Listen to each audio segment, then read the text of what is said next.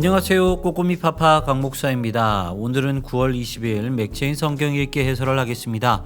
오늘 말씀의 주제는 도움입니다. 사무엘하 16장은 초라한 다윗입니다. 무비보셋의 시종 시바가 다윗에게 옵니다. 그리고 무비보셋이 자신이 왕이 될 생각이 있다고 모함합니다. 시므이라는 사람은 지나가던 중 다윗을 저주합니다. 아비새가 그를 죽이려고 했지만 다윗은 만류합니다. 그 와중에 압살롬이 당당하게 예루살렘에 입성합니다. 그리고 거짓으로 항복한 후세를 받아들입니다. 아이도벨은 천하의 계략가였습니다. 다윗의 후궁을 모두 차지하여 압살롬이 온 백성들에게 다윗과 같은 왕이 되었다는 사실을 알리도록 합니다. 이렇게 압살롬은 모든 것을 얻은 것처럼 보였고 다윗은 모든 것을 잃은 것처럼 보였습니다. 하지만 모든 승부는 사람의 계략에 달려 있지 않습니다. 하나님께서 최종 승패를 좌우하십니다. 그러므로 끝까지 하나님 앞에 충성을 바치며 살아야 합니다. 에스겔 23장은 가늠한 여인 비유입니다. 오홀라는 사마리아이고 오홀리바는 예루살렘입니다. 이 두 자매는 하나님과 결혼했습니다. 그런데 오홀라 곧 사마리아는 하나님과 결혼한 상태에서 앗수르와 연애를 하였습니다.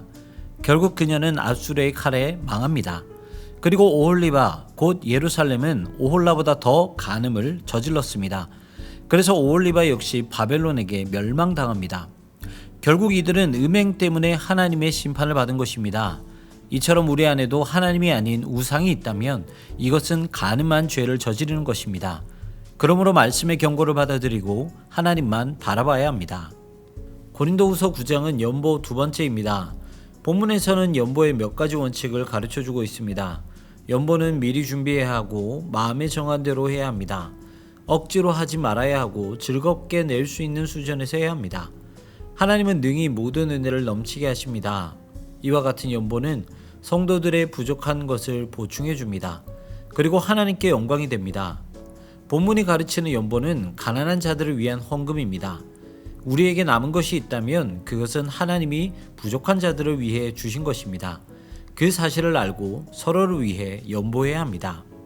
시편 70편과 71편은 수치를 위한 간구입니다. 다윗은 자신이 가난하고 궁핍하니 하나님께서 속히 도움을 주시기를 기도합니다. 특히 자신을 향해 조롱하는 자들이 오히려 수치를 당하기를 바랍니다. 원수들이 그를 모해하려고 할 때 오히려 그들이 욕을 당하기를 바랍니다. 하나님은 반석이시요 요새이시며 소망이십니다. 그러기에 오직 하나님만 신뢰합니다. 그리고 끊임없이 간구하고 도움을 구해야 합니다. 하나님께 간구하면 하나님께서 우리를 도우십니다. 그러므로 하나님의 사랑을 입은 자들이라면 서로를 위해서도 도울 줄 알아야 합니다. 그래서 서로의 부족함을 서로가 채워야 합니다.